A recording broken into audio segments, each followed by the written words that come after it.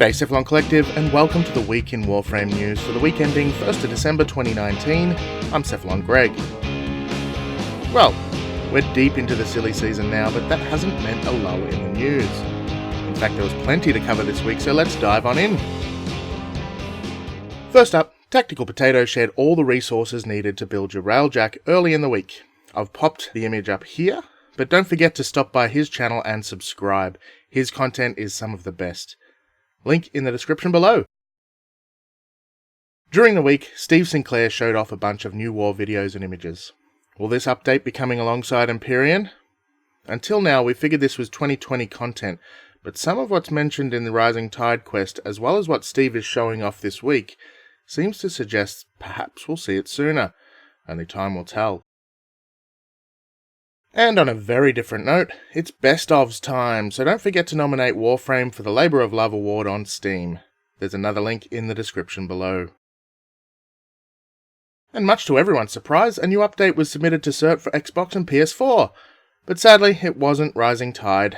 Still, it does contain the Crimson Branch and some other important quality of life updates to the Old Blood, so it's worth being excited for.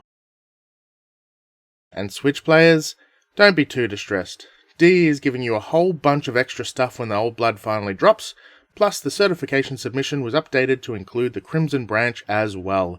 So, if it does hit this week, you'll be back on par with the other consoles. And lastly, DE made a $10,000 donation to Movember for all the mustaches worn during November. Woohoo! If you don't know what Movember is, it's an annual charity focused on men's health, so kudos to DE. Before we head off, I would like to say a big thank you to our patrons. We've added a few names to the list recently, so thank you very much for your support.